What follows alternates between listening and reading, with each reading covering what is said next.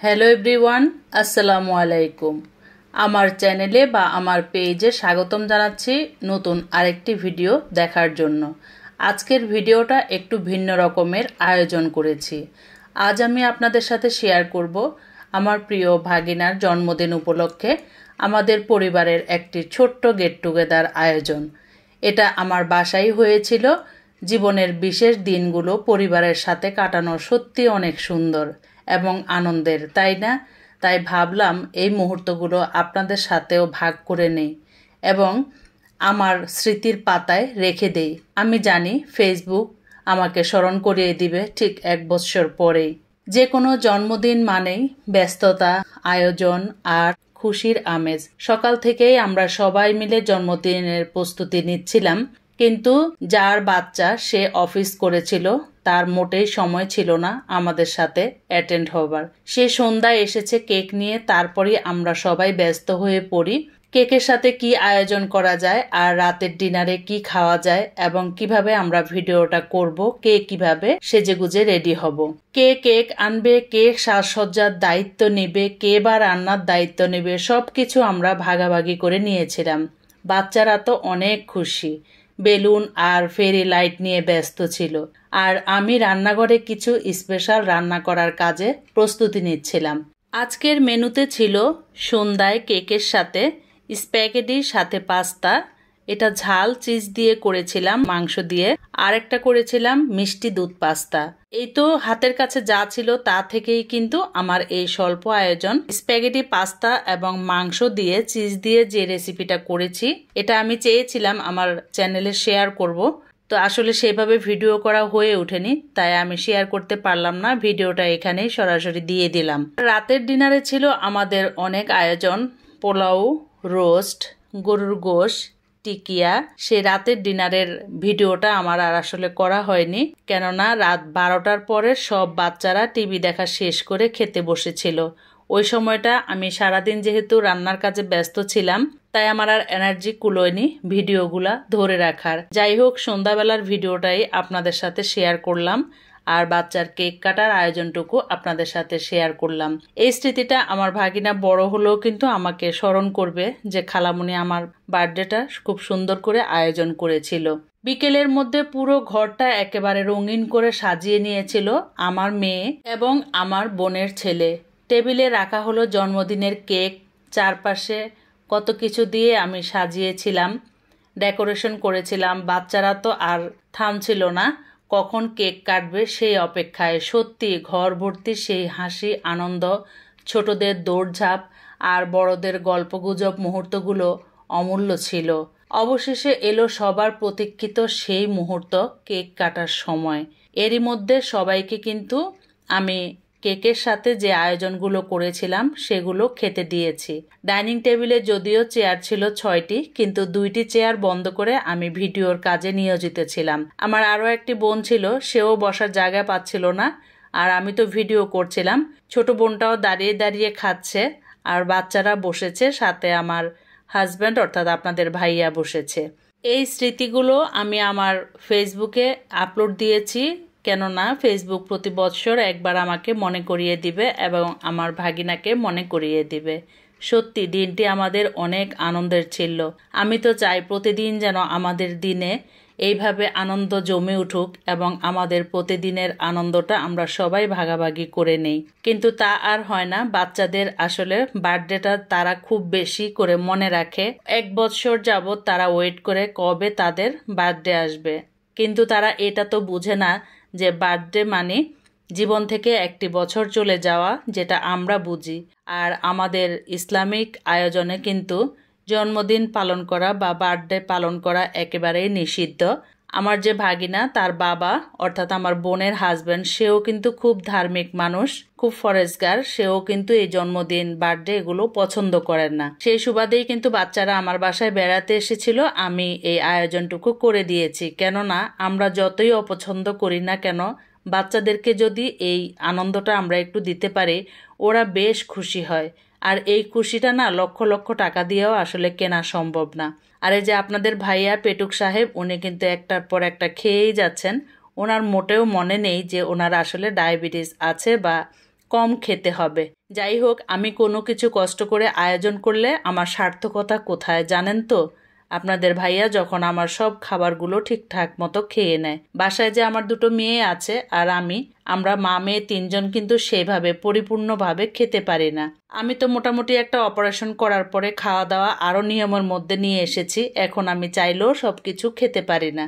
আর এই যে দেখেন, আমার এত বড় একটা মেয়ে, ভার্সিটিতে পড়া মেয়ে, অল্প একটু একটু করে খাবার খাচ্ছে। আর ছোটটা তো একদমই খেতে চাচ্ছে না, প্লেটে শুধু নাড়াচাড়া করছে। এটা আমার বোনের বড় ছেলে তাহসিন। এ এবং আমার মেয়ে প্রীতি দুজন মিলেই কিন্তু সারাদিন ঘরটা সাজগোজ করিয়েছে এবং গোছগাছের কাজগুলো কিন্তু ওরা দুই ভাই বোনই করে নিয়েছিল। এই মুহূর্তে আমার আরেকটি বোন কিন্তু কিচেনে চা বানাচ্ছিল। যেহেতু সন্ধ্যা টাইম, সবাই আমরা চা খাবো। চা খাওয়ার পরেই কিন্তু আমরা আমাদের সারাদিনের কষ্ট ক্লান্তি সব দূর করে কেকটা কাটতে চলে যাব। মনে হচ্ছিল যেন একটু চা কফি না হলে আমরা আসলে এনার্জি পাচ্ছিলাম না। যাই হোক, সবগুলো ভিডিও কিন্তু আপনাদের সাথে আয়োজন করা হয়নি। এভাবেই কেটে গেল আমার ভাগিনার জন্মদিনের গেট টুগেদার। আশা করি আজকের ভিডিওটি আপনাদের ভালো লেগেছে। আপনারাও চাইলে ছোটখাটো আয়োজন করেই পরিবারের সাথে সুন্দর একটা দিন উপভোগ করতে পারেন। সবাইকে ধন্যবাদ আমার ভিডিওটি দেখার জন্য। যদি ভালো লাগে অবশ্যই লাইক দিবেন, একটা কমেন্ট করে জানাবেন কেমন লাগলো আমার এই চ্যানেল বা এই পেজের ভিডিওটি। অবশেষে চলে এলো সবার সেই প্রতীক্ষিত মুহূর্ত, কেক কাটার সময়। আমার ভাগিনা যখন কেক কাটবে, সবাই মিলে জন্মদিনের গানটা আমরা গেয়ে নিলাম। তো কিছুটা ক্লিপ আমি ভয়েস কিন্তু সরাসরি রেখেছি। যখনই কোনো ভিডিও নেয়ার চেষ্টা করি তখনই আসলে আমি সরাসরি ভিডিওতে আসতে পারি না, কেননা আমার মতো করে কেউ না আমার চ্যানেল বা পেজের জন্য ভিডিও করে দিতে পারে না। যেহেতু আমার কোনো ক্যামেরাম্যান নেই, তাই আমাকেই আমার ভিডিওগুলো করতে হয়। সেজন্য আমি থাকতেও পারি না সব ধরনের ভিডিওতে। এরা সবাই অপেক্ষা করছে কখন কেক কাটবে। আর আমার মেয়ে আমার ছোট বোনকে বুঝিয়ে দিল, খালামণি এই লাইটগুলো জ্বালাতে হবে। আমি আসলে বাচ্চাদেরকে আনন্দ দিতে পছন্দ করি, অনেক বেশি হইচই করি, তাই বাচ্চারাও আমাকে বেশি পছন্দ করে যে এই খালামণির কাছে গেলে আমরা মোটামুটি আনন্দটা পাবো। যাই হোক, এবার সবাই একটু ফটোশুট করে নিল। এরই মধ্যে আমি আমার ক্যামেরাটা কিন্তু বন্ধ করে নিই। আমার মেয়ে উঠে ওর খালামণিকে জায়গা করে দিচ্ছিল বসার জন্য, কিন্তু খালামণি বসেনি। সে বলল আমি নিজের মোবাইলে কিছু ছবি তুলে নেই। এবারে আমরা সবাই কিন্তু অপেক্ষা করছি সেই মুহূর্তটার জন্য, কখন আমরা কেক কাটবো আর কেকটা খাবো। আমার ভাগিনা একটু অসুস্থ ছিল, তার হাতে একটু সমস্যা ছিল, স্কিন প্রবলেম। কেক সে ধরতে পারছিল না, তাই সে খুব বেশি হইচইও করতে পারছিল না, কোনো কিছু বেশি জোরে ধরতে পারছিল না। কেক কাটার পরপরই আমি টেবিলে খাওয়া দাওয়া সাজিয়ে দিয়েছিলাম, কিন্তু এত কিছু খাওয়ার পরে কেউ সেগুলো খেতে পারেনি। খেয়েছি আমরা রাত 1টার পরে, তাও খেয়েছিলাম খুব অল্প পরিমাণে। আর বাকি খাবারগুলো আমরা পরদিন 2 থেকে 3 বেলা খেয়ে শেষ করেছি। যখন কোনো কিছু আয়োজন করা হয় তখন কিন্তু কম করে আয়োজন করা হয় না, সেগুলো কিন্তু থেকেই যায়। এই মুহূর্তে কেক কাটার প্রস্তুতি চলছে, সবাই মিলে এখন কেক কাটছে। আমি কিছুটা কেক কাটার সাউন্ড আপনাদের জন্য রেখে দিয়েছি। আপনাদের ভাইয়া চেষ্টা করছিল মোমগুলো জ্বালিয়ে দেবার জন্য। আমি বলেছি সবগুলো একবারে জ্বালিও না, একটা একটা করে জ্বালাও, যেহেতু এই মোমগুলো বেশিক্ষণ জ্বলে না। তো উনি একটু ভয়ও পাচ্ছিল যে যদি এটা কেকের মধ্যে পড়ে। আর তাছাড়া কেকের মধ্যে পড়লে এই কেকটা আমাদের খাওয়াও ঠিক হবে না।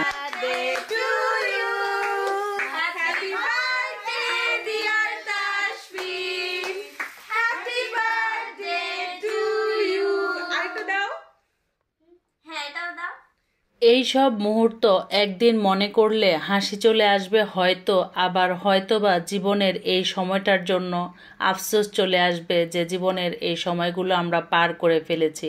আমরা চাই জীবনভর যেন এইরকম আনন্দময় সময় পরিবার নিয়ে কাটাতে পারি। সত্যি কথা বলতে কি, খাবারের স্বাদ একরকম হলেও প্রিয়জনদের সাথে একসাথে খাওয়ার আনন্দটাই একেবারে আলাদা। পরবর্তী ভিডিও দেখার আমন্ত্রণ জানাচ্ছি। Wow! Happy birthday to you. Happy birthday. Niti tali dao. Tali dao.